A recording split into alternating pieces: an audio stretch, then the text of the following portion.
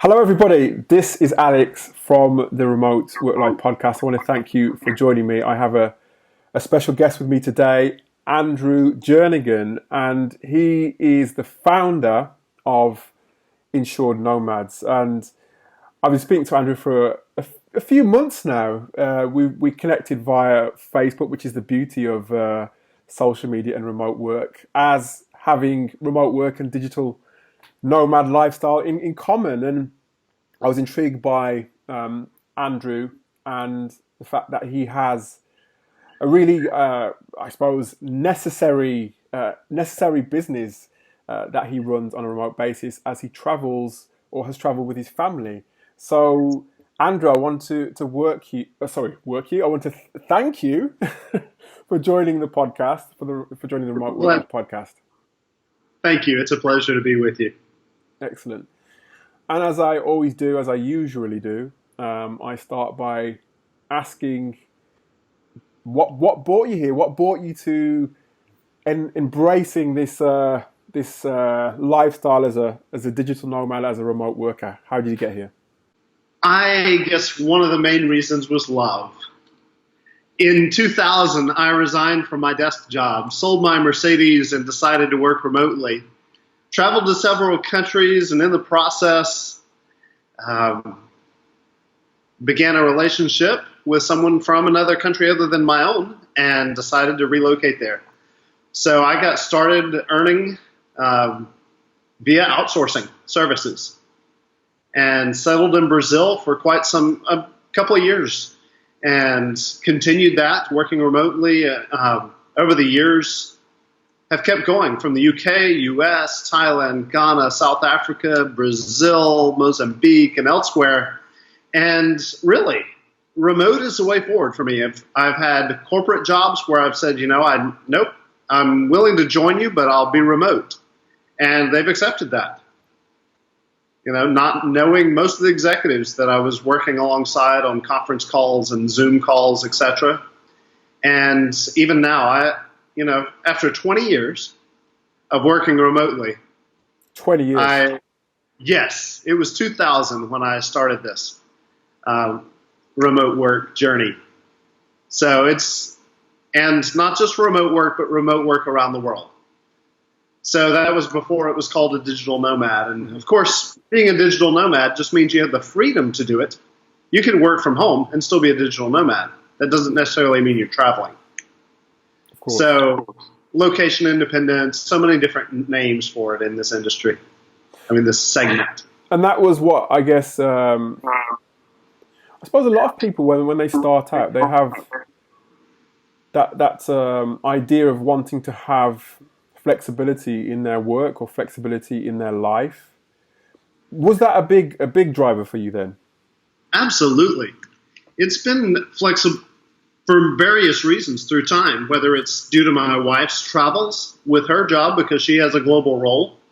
So at times I've needed to work remotely so I could take care of the kids if there's a teacher meeting or if I have to pick them up. One season it was because my aging parents. So it may not be just because we want to travel. Working remotely is essential for various reasons for flexibility in this current day. So as we create companies, as we are in management of companies, we need to be as flexible as we can with teams. They may not be telling you the reason why they're working remotely or why they're required for it. And really, it's one of those things where we shouldn't have to ask now of why are you working from X location. It should be almost one of those things of protected information by HR. No, I can see that, and I agree, because really what we should be doing is enabling people to work in situations that suit them. Because obviously, if they're able to work at their optimum level and their outputs are what's expected, you hear this all the time. Where they work shouldn't really have an impact as long as it doesn't impact the business and people around them. So it shouldn't I agree. It shouldn't necessarily be a question. So right. Our question really shouldn't be whether someone could work remotely, but are we going to allow them enough freedom to not work too much remotely? Because the flip side of it is that our team members will put in more hours per day just if they're enjoying their work or if they have too much to do. We've got to encourage them to have a life other than their work. Yeah, I agree on that, because the tendency is, well, for a lot of people, I think productivity is a big challenge. And, if you hire somebody in your company who is good at what they do, and you want them to work remotely, the challenge is not necessarily whether they're going to do the job. Is that the challenge is like you said, is almost having them not overwork.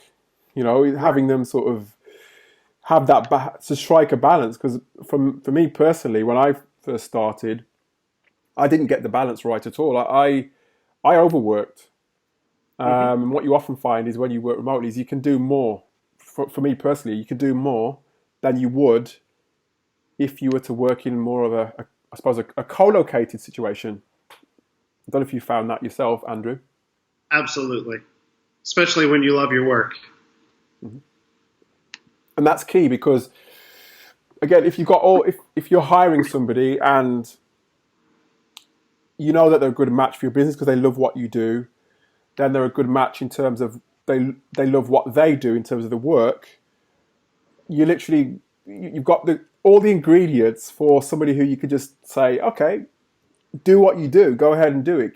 Give them that trust, give them that flexibility, give them that leeway to do what they do. So, yes. But anyway, Andrew, I want you to tell us more about insured nomads before we go any further, because it's one of those things. Again, when I first started working remotely, insurance is not one of the first things you think about, and it's so important because there's so much more responsibility on your shoulders than before. So tell us about insured nomads.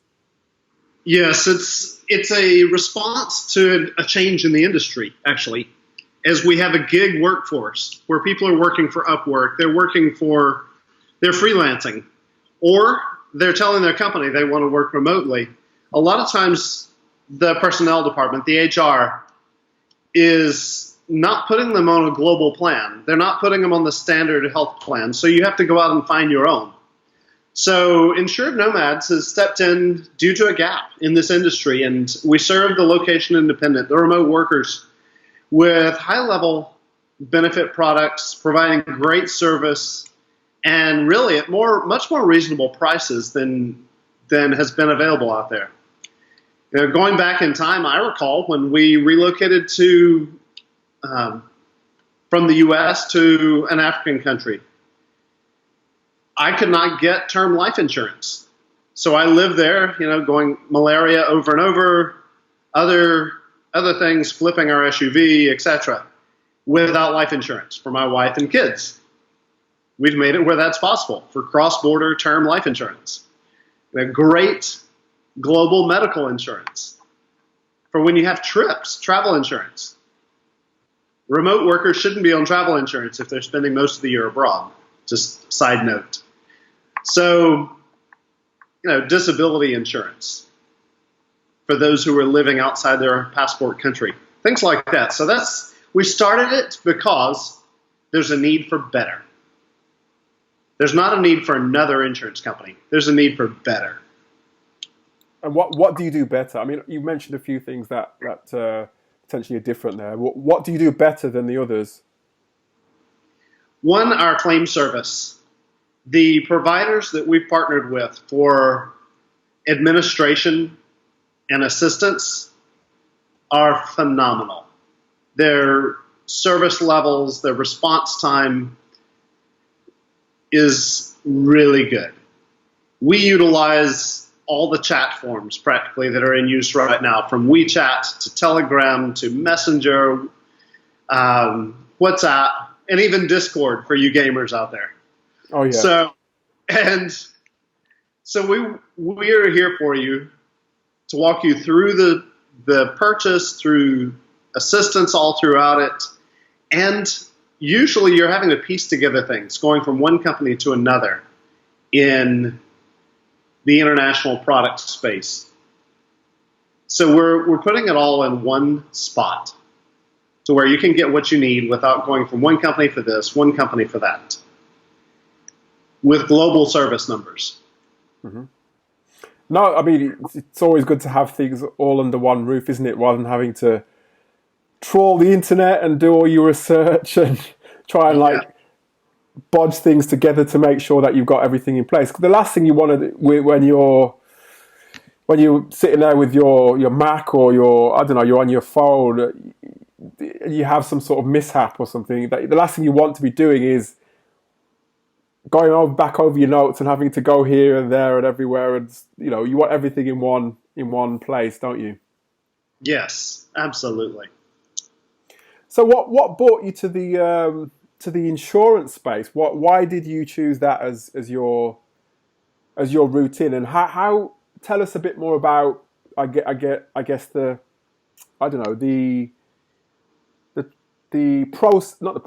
actual journey that you took to becoming heading up Insured Nomads. Well, I was in healthcare administration in the U.S. I ended up marrying a doctor who became a travel med doc, global health doc. She's actually one of our founders and is working extremely much with the current pandemic that we're going through. Our volume has picked up significantly with this as well. But really, getting into risk management is just because I care. Seeing way too many people look at insurance and say, I can't afford it. Or buying something they didn't need, or less than they needed. And not having the educated brokers, intermediaries to share with them how to do it. So this process of building a broker network, the intermediary network around the world, building the affiliate marketing platform so that everyone can monetize and sell our products. It's quite a journey, but it's not because of insurance. It's about protecting people. I see myself as the knight with a shield and a sword to make sure that you're protected. So that's the why. Also, because we started out from the beginning. One of our co-founders is actually all of our co-founders are fully just social impact based. We're looking to fund significantly the work of Not for Sale, which is a global nonprofit that works in human trafficking. Mm-hmm. The protection and provision for those still in the plight to get out of human trafficking, those that are, whether it is commercial labor or various aspects, from quarries in, children working quarries to those working in clothing stores to the sex trade. So we're working to fund that significantly.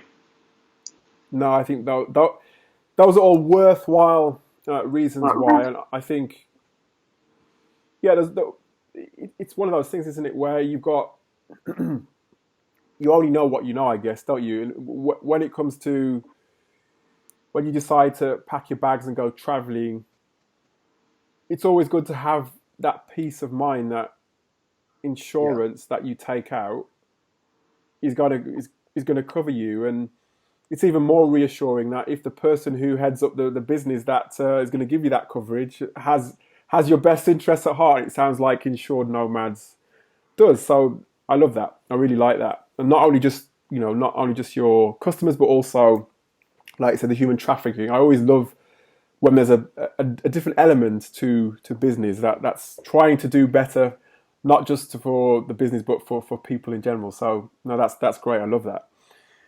And Andrew, you mentioned the pandemic at the moment, and the fact that your numbers are going up. Do you think that's directly related to what's going on with the coronavirus? Absolutely. There's in the remote work field, many people decide to work outside their passport country.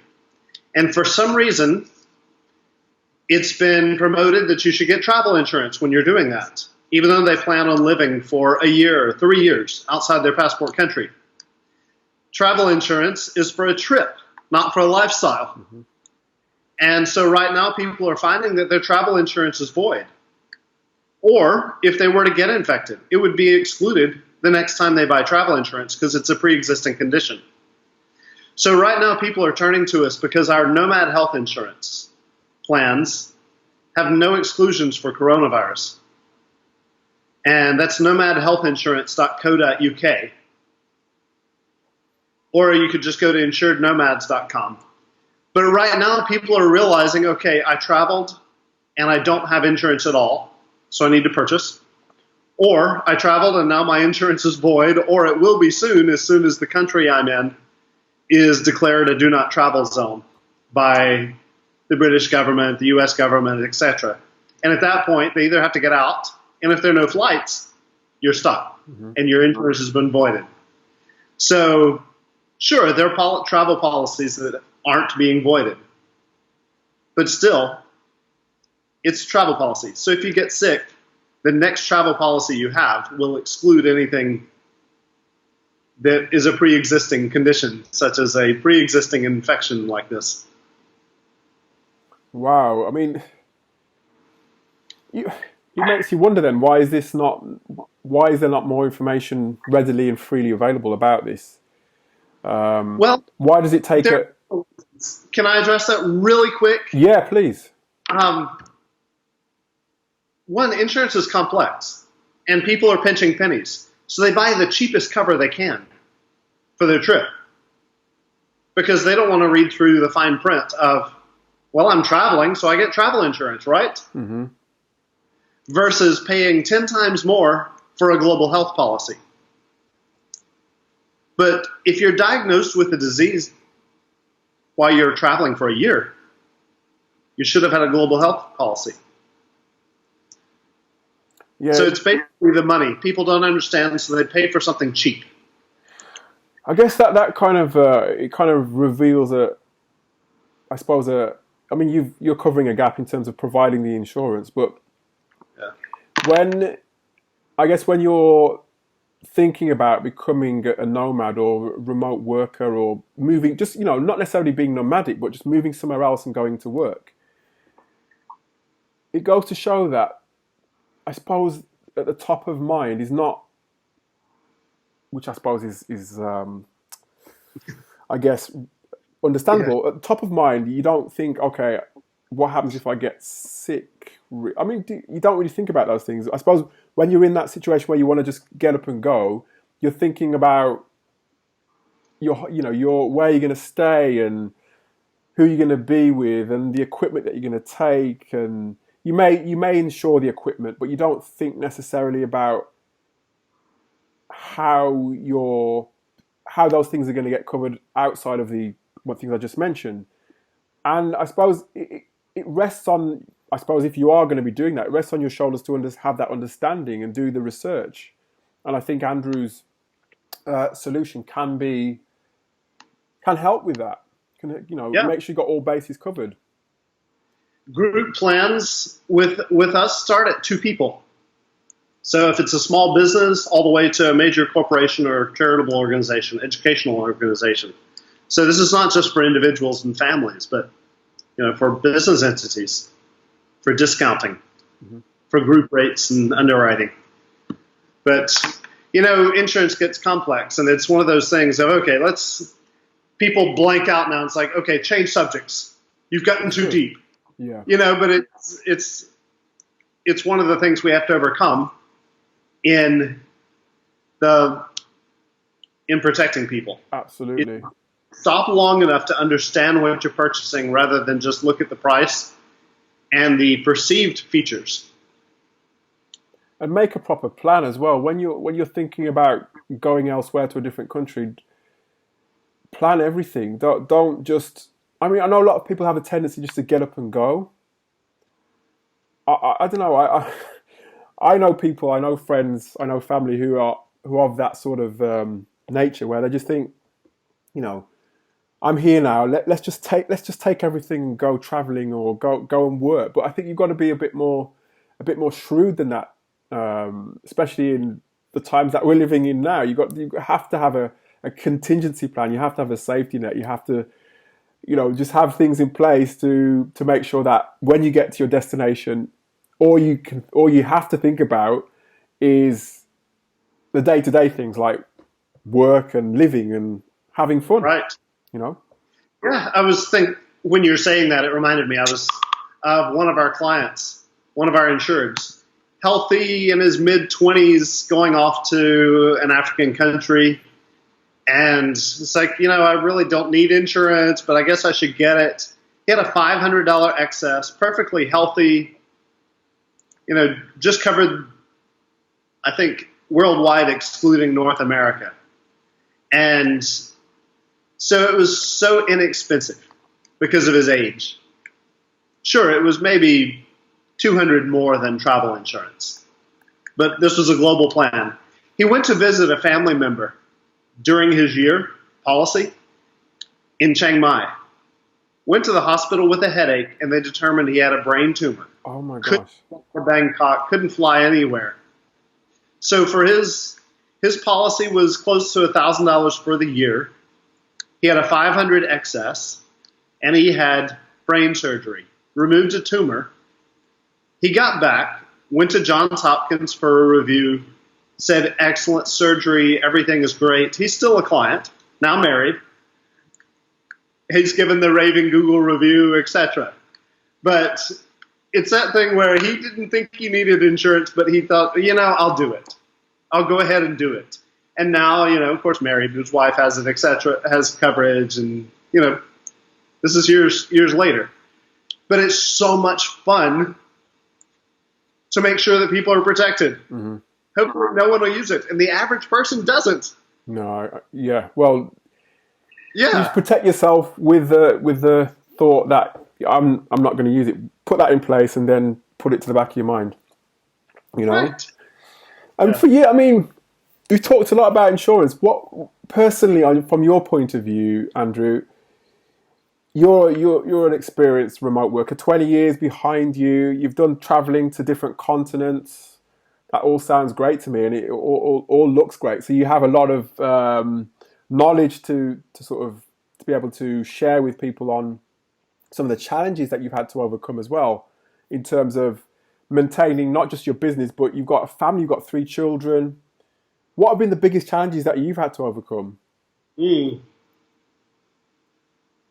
Since our remote work experience has taken us to many different countries, one of the biggest challenges is, of course, raising kids in this lifestyle. Education, making sure they're having community, which is a factor with remote work anyway, is having community, because you don't have the office tribe to go to lunch with and to go to grab a coffee, etc. So that's whether you're working remotely in your hometown or you're working remotely in Rio de Janeiro, as I am today, it's building the tribe. And when you do that as a family, it's even more challenging. As my daughter yesterday was with a friend who has lived just moved here from, I believe, Dominican Republic, and before that was in Angola, and is planning on moving to Canada next year. Her other best friend is from Sweden, and here we are. She's American, but living in Brazil. So, sure, that's a challenge, is being unique. And as a good friend of mine wrote a book, Use Your Difference to Make a Difference. His name is Tayo Roxon. It's in our differences that we can really change things, just like changing the insurance world. It's understanding that everyone is unique and has a different need. They may not be best fit for our product, so we may refer them to another company. It's looking out for the people we're with, whether it's our family, our friends, to build a true community, authenticity through the hardships. Mm-hmm. That's probably one of the biggest challenges to overcome, because traditional workers don't understand the remote worker, even if you're local with them. You just sit at home, right? You watch TV shows all day at home. Right? So they say, yeah. Right. Or, oh, you're off in this place. It must be incredible. And when you're actually sitting at your laptop for 14 hours a day and you're not seeing the incredible place where you're actually working. Mm-hmm. So, yeah, that's probably one of the biggest challenge is the community aspect for yourself and for your spouse and kids with remote work. Yeah, and that's a pretty common theme actually among people I've spoken to who either have worked remotely for a number of years or just sort of dipping their toe in or just getting into the world of remote work, is that building community in a way that's just, I guess, in a way reflects what they used to be when they were working in a co-located situation. But you can't really, it doesn't really reflect, does it? It's, you have to be a bit more deliberate about it in many ways, don't you? You have to, take deliberate steps to get to know people and really try to communicate, if you're not naturally adverse to, sort of inclined to mix and share ideas, then you almost have to sort of force yourself out of your bubble to create that community, to create those contacts, because the last thing you want is to isolate yourself. Yeah, and we're such an isolationist society now. It's not like we're borrowing eggs from our neighbor anymore, or that we're actually getting to know our neighbors, because we say, okay, our neighbor isn't going to be our friend. We just go in and out. Society has shifted over time to where we're very, very selective of who we decide can come in our circle. That's true. Versus the agriculture society, the manufacturing society, the unions, the labor groups, where you just went out to the social gatherings with those that were in your community, whether you like them or not. Now it's like, nope, I don't like them, I don't like them, I don't like them. So in the end, it's like you don't like anybody, so you don't have a social network, except a virtual world of whether it is a social network or gaming or internations or whatever the social network is that you're deciding to virtually be part of. Mm-hmm. And what I hear a lot is there's this tag there's many sort of stigmas attached to remote work, as you've pointed a couple of them out. This word isolation now, it's okay. It's not. They're not synonymous. I don't think remote work and isolation is necessarily synonymous. No, not at all. And that's what in a way I don't want to sort of go off on a bit of a rant now, but it's. I think it's almost becoming, isolation has become part of. It's always been there before remote work was there. I mean, people isolate themselves before personal choice was around. It's a personal choice, and I think yes, there is a tendency to be more alone, but it doesn't necessarily mean that remote workers are isolationist or desire to be alone. It's just that we have to learn as human beings to be more, like you said, look over the parapet, to check on your neighbour, to talk to one another. And I think, in a way, remote work is an opportunity to be more deliberate where that is concerned. But as I said, I don't want to go off on a rant, because we'll go off on a tangent and we'll go on for a bit too long. But I've got a few more questions for you, Andrew, before we wrap things up. And, I mean, in terms of, you've got a team around you as well where Insured Nomads is concerned. What have been your main challenges when it's come to actually hiring remote talent?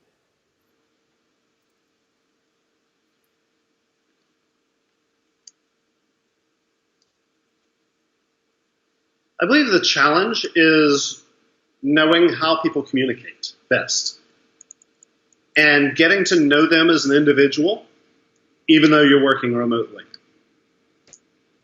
Because the temptation is to jump right into a task, into the current project, and to be all work. And then you forget to realize that, oh, this person does like words of affirmation. Or this person likes quality time. And we don't have quality time, we have purposeful time whenever there's interaction. So as we live our lives to actually care for people, we have to learn to care for our fellow remote workers more than the function they're providing. No, I like that. And I think again, it's remote work. I always say is about people. It puts people first. The best remote teams, the best remote workers put people first. And in the times that we're living in now, we can't avoid the whole issue around coronavirus. And there are probably many people now that perhaps previously worked in an office building that are now having to turn to remote working. And I think central to that is what Andrew has been talking about, which is thinking about people. Obviously, work has to be done. If you're working within a business, the work has to be done. But it requires that, working with other people, especially if you're managing other people, it requires that you are cognizant of how they are, how they're doing. And again, you have to be a bit more deliberate about understanding and asking questions. Not so much that you overwhelm them, but to a point that you understand them and can help them as much as you possibly can. And again, Andrew's point about, the challenges of hiring people. Before you hire remote workers, think about how you're going to manage them as well, and think about having a plan to manage, not necessarily in a cookie cutter way, manage people based on their needs as far as possible. Yes.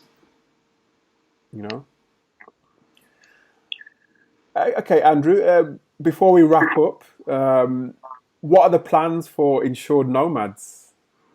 What are you're in a busy time right now, as you described earlier on. What are the plans going forward? Yes, we are in a major online transformation. So although I'd love for you to follow us on social media, which is at Insured Nomads on any channel, but our website, insurednomads.com, will be under a full relaunch at the end of the month. And of course, as I would love to have anyone who is using links in social media on your website, etc., to join our affiliate program, because this is a big project of ours, really, is to get more people protected and reward people who are making that happen, referring business our way. So we're launching new products all throughout the year. So those are some of the highlights of what's coming, adding new team members, etc. It's a busy, great time of growth for us. Sounds good. You mentioned a couple of URLs. I'll include them, of course, in the show notes so that anybody who wants to have a look at Insured Nomads can do so, because I think it's a necessity that you have your insurance in place. It's a necessity. So I'll include those in the show notes. And again, one more question then for you before you go, because I know you're a man who's travelled in different locations, different continents, as we've discussed before. What's the most unusual or exotic place that you've worked? That would be in Ghana, West Africa. Okay. We went there to work in a clinic, and in the meantime built it up. Had an incredible team there of Ghanaians. My third child was born there, Nicholas. And we lived about, 2 hours from the nearest gas station. And we were one of the only folks with, of course, refrigerator or anything like that. We lived weeks without electricity. In the end, it had a full operating theater. We had imported an ambulance from Japan, straight from factory built from Nissan. And, I guess the culture, the drilling the boreholes, the providing healthcare for those who couldn't afford it, having black mambas and living through malaria and typhoid fever and you name it. I think that's the best answer for you. And I cherish my time there, made very close friends, and still keep up quite regularly. So it was very enriching. Sounds good to me. I can't beat that. I can't top that one, I'm afraid. It sounds good to me. Andrew, I just wanted to thank you for joining us and sharing your story, sharing information about your business as well. Insured Nomads with the remote work-life community. We'll be looking out for changes to the website and updates and the progress that you're making. So thank you so much for being with us today. Thank you so much.